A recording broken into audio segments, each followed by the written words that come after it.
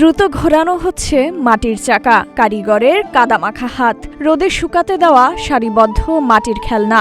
একসময় সকাল হতো মাটির হাঁড়ি পাতিলের ঠুন ঠুন শব্দে। গৃহস্থালী থেকে উৎসব সবখানেই ছিল মাটির জয় জয়কার। কিন্তু সময় বদলেছে। প্লাস্টিক আর মেলামাইনের সস্তা দাপটে আজ অস্তিত্ব সংকটে গ্রাম বাংলার হাজার বছরের ঐতিহ্য মৃৎশিল্প। কিশোরগঞ্জের নিকলী উপজেলার পালপাড়ার চাকা আজ যেন ঘুরতে চাইছে না আর। পালপাড়ার অন্ধকারাচ্ছন্ন ছোট ঘর, জীর্ণ টিনের চালা, সংকটের শেকড় অনেক গভীরে। আগে বিনামূল্যে মাটি পাওয়া গেলেও এখন তা কিনতে হয় চড়া দামে। পাল্লা দিয়ে বেড়েছে জ্বালানি আর রঙের খরচ। কিন্তু বাজারে প্লাস্টিক আর অ্যালুমিনিয়ামের সাথে প্রতিযোগিতায় মাটির পণ্যের দাম বাড়ছে না। ৫ টাকার জিনিসের খরচই এখন ৭ টাকা। আধুনিকতার ভিড়ে মাটির তৈরি খেলনা আর তৈজসপত্রের চাহিদা কমে যাওয়ায় চরম অনিশ্চয়তায় দিন কাটছে এই শিল্পের কারিগরদের। আমরা জন্মগত পেশাই, আমরা এই কাজে আছি ১৫-২০ করে আছি, কাজে জড়িত থাকি। কেন কোনো সুবিধা কোনো কিছু পাইনি, মাত্র একটি পাই সমাজ কল্যাণ থেকে আমরা কিছু লোন টোন দেয়, যে সুদের হার কম আছে ৫%, এতটুকুই আমরা সুখ সুবিধা আছে, আর কোনো কিছুই নেই। প্রশিক্ষণ দিচ্ছিলাম আজকে ৩ বছর বা ৪ বছর আগে এই পেশা হইতে। এই পেশা তো আমরা শিকা পেশাই।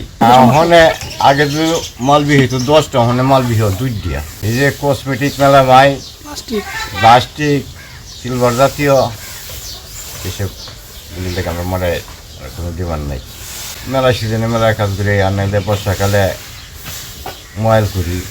তো এখন আমরা মেশিন টেশিন যাই, এই যে একটা হাতে ঘুরাই মোটর আছে, মোটরটা ঘুরে যাই, বা মাটি সানবারের মেশিন আছে, আমরা হাতে পায়ে মাটি নেই, যদি মেশিন টেশিন দেয় তাহলে যেমন আমরা সুবিধা হয়। প্লাস্টিক যদি না হইতো আমরা এটা ভালো চললো, মানে একবারে চলে না। আগে 16 নামে যখন সাইরানা চলতো, সাইরানি চলে না। আগে তুলনামূলক লোক মনে করুন, আগে যদি এক কাঁচা মাল বিয়েছে, ওখানে বিয়ে 10 কাঁচা, ওখানে বিয়ে হওয়া না আধা কাঁচা মাল। মানুষ এই সপ্তাহে আমি ধর নিশা নাই, নিশা গেছে গা প্লাস্টিক, এই অন্য অন্য জিনিসপত্র নেগা, আমরা এটা নিয়ে কাজ করে না। এই আমরা বাপদাদের পেশা কারণে করোনা লাগে, বাপ দাদা কইরা গেছেন, আমরা এটা করোনা এটা টিকায় রাখতে আমরা করি আছি। এটা ওই আমরা চলে না, কারণ ওই অনেক ছেলেরা অন্য দিকে গেছে গেছি, এটা আমরা ছেলে ফেলে দিছি নারী করার লাগে। আমরি কষ্ট করছি ওখানে, যাতে পোলান কষ্ট না করুন লাগে। সরকার যদি আমরা এই যে মোটর যদি তো আমরা অনেক সুবিধা, আমরা এই যে আমরা গোলান্তি আছি, এমনি হাতে ঘুরাইতেছি, এটা আমরা ক্ষতি, বিরাট ক্ষতি হয়। এই কারণে অনেকে ছাড়িয়েছে, যারা আমরা মতন বয়স আর অনেকে ছাড়িয়েছে করতে না। আমরা তো অনেক কঠিন করে ইয়ে নাই, পয়সা নাই। আমরা যে কষ্ট করি মানে এটা পয়সা নাই, পয়সা একবারে কম। ঘোরাতে বানাইতে তো ঘন্টা 2 ঘন্টাই লাগে। এই যে রাষ্ট্রিক বাইরে তো আপনার মাইর দিছে না, কইব এটা নিয়ে কেরা, আমি এটা তো নিলে অনেক ভেঙে যাবো, এই কথা কইব। বেড়াইতে কি আর কি কইব নিয়ে বেড়াইতে। আগে চলতো, আগে তো এইটা ওই আমরা সবসময় ব্যবসা করি। আমরা কি অন্য ব্যবসা আছে? মাটির ব্যবসা ওই মেলাবানির সময় এডি বানায়। আর 22 মাসে তো এই যে আমরা পাল্লা হরা এটা বানাই। রেন আনলে কি আমরা মাংনা দিব, মাংনা দিত না।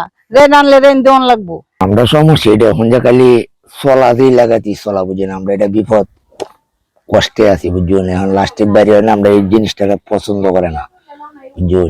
আমরা এই বিপদে আছি, করেও পারি না করেও পারি না, ফেটার দান্দা করানো লাগে বুঝুন। আমরা পরিশ্রমের প্রতি এটা মূল্য নাই, এটা তো টাকা লাগে অনেক বুঝুন। আগে তো মনে হয় যে নিত্য নতুন কামাইতে আসছে, আনন্দ গেছে। এখন তো মনে হয় যে মেলা বারণিত গেলে যে অনুমানে যায় তার থেকে 4 আনা বেশি হয় না বুঝছেন। আগে তো মনে হয় যে প্রচুর বেশি হয়েছে, 16 লাখ দেন, এখন 16 লাগিয়ে যায়। আগে তো বসে গাইলে খুব চলতো বুঝছেন, তো প্লাস্টিক বাইরে খুব কম চলে বুঝছেন এই মালটা। সরকারের যদি আমরা কিছু সাহায্য করতে, আমরা জীবত লইয়া ভালো মতো চলতাম। না পোলা মানে এই কামটা শিখতে চায় না বোঝেন, এটা মূল্য নাই দেখে শিখতে চায় না, লেখাপড়া করে আর এই আছে এটা মনে হয় যে যদি চলাফেরা থাকতো তে সবারই মনে চাইল মালের জায়গাত মাল তাহে বিয়ে হয় না, মেলায় গেলে ফিরে লুয়ে নি লাগে। তবে আশা জাগাচ্ছে স্থানীয় প্রশাসন। উপজেলা নির্বাহী কর্মকর্তা জানান, ইতিমধ্যে কিছু কারিগরকে আর্থিক সহায়তা দেওয়া হয় এবং এই ঐতিহ্য বাঁচাতে প্রয়োজনীয় সব পদক্ষেপ নেওয়া হবে।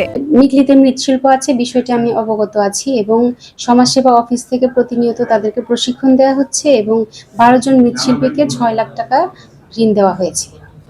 আমরা এটা তদারকি করব সুন্দর যাতে তারা তাদের কাজ কন্টিনিউ করে যেতে পারে, এই শিল্পটাকে বাঁচিয়ে রাখতে পারে, আমরা ব্যবস্থা নিব। মৃৎশিল্প কেবল একটি পেশা নয়, এটি আমাদের হাজার বছরের ঐতিহ্য ও সংস্কৃতির অবিচ্ছেদ্য অংশ। পরিবেশের ভারসাম্য রক্ষা এবং দেশীয় সংস্কৃতি টিকিয়ে রাখতে প্লাস্টিকের ব্যবহার কমিয়ে মৃৎশিল্পকে আধুনিকায়নের মাধ্যমে বাঁচিয়ে রাখা এখন সময়ের দাবি। সরকারের সময়োচিত পদক্ষেপই পারে এই শিল্পকে খাদের কিনারা থেকে ফিরিয়ে আনতে। ডেস্ক রিপোর্ট, প্রতিদিনের বাংলাদেশ।